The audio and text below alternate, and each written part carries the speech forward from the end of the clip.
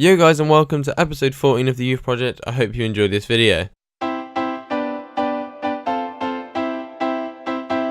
First thing in this video, I thought I'd do a quick update on the team. So we've got Reyes 61 rated in goal, Ellis 52 rated right back, Panera 48 rated at left centre back, Daniel 50 rated as the right centre back, and then Sestu as a 68 rated left back. So not the best, but also not the worst defence in the world. Then in midfield, we have two central defensive midfielders, Panera 63 rated, and then Lovato 72 rated, with Dimasquitz just in front as a cam, and he is also 72 rated. Left midfield, we then have Passau 70 rated, and on the right we have Lita 70 rated also, with Butterfield then leading the line with a rating of just 50. So overall a pretty decent side when you look back to how we started. But yeah, that's the best team we have at the minute. So on to our first Euro Cup game against Hereford BSC in the round of 32. And we start the game off pretty well by picking the ball up on the wing and putting it across in, and Butterfield finishes it with a pretty nice header. I mean, he gets in front of his man and just slots it in at the front post. Pretty decent.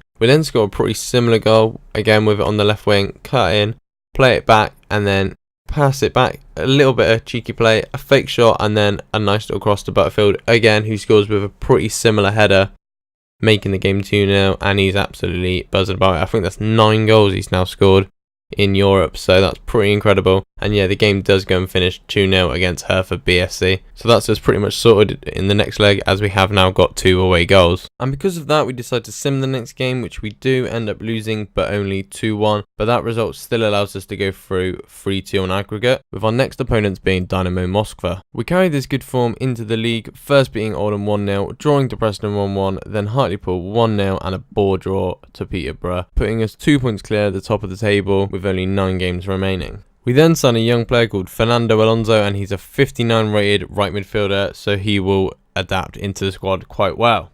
And then on to the round of 16 against Dynamo Moskva. The first leg was a bore draw, ending 0-0. So we've jumped to the second leg, where we score this pretty tasty goal to take the lead, and it is Dimasquitz, our Scout Future star. And yeah, like I say, it's a pretty well teamwork goal, so we were pretty happy with this. We then switched up to auto defensive and later into park the bus. It was right at the end of the game, and the referee goes and makes this awful decision and gives away a penalty. It probably was, to be fair. I don't know what I was doing. Of course, the computer whacks up the stutter penalty and then scores against me. But one, I'm pretty sure scoring a penalty doesn't deserve running up the entire field to celebrate it. Also, when you realise that it's an away leg in the Europa League, so away goals count, and it is only 1-1, and we are the away team. So we do actually go and draw this game 1-1, but that actually sends us through to the next round, which is the quarterfinals of the Europa Cup, and we do actually have PSV in that, which is an absolutely massive game. We then went through a bit of a tough patch in the league, drawing our next 2 games to Chesterfield and then Bradford, but we finally then got a victory against Leyton Orient away,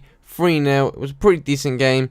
We then had the first leg against PSV coming up, and we were away for the first leg, so we were really hoping to get a goal, which we did finally get right at the end with a little pass off Dimasquitz again, and he just slots it around the keeper, and he looked pretty happy about it in the end, and the crowd went absolutely mental, as this game did then finish 1-0, giving us the advantage going into the next leg. But there can be no rest for us, as we then have Fulham, who are second place in the league, the only team who can actually pip us to the post, so this is a pretty big game. And we take the lead in it straight away with this drilled cross and a diving finish from Panera. I love scoring these type of goals, as I think it looks so cool, and I think Panera actually agrees with me as well, as he's going absolutely mental. We almost double our lead straight away, but somehow their keeper manages to stop this shot. I still don't quite know how, with a one-handed save. We eventually do get our second goal after playing this great through ball, shrugging off the defender, and then playing the ball underneath the keeper, giving him absolutely no chance.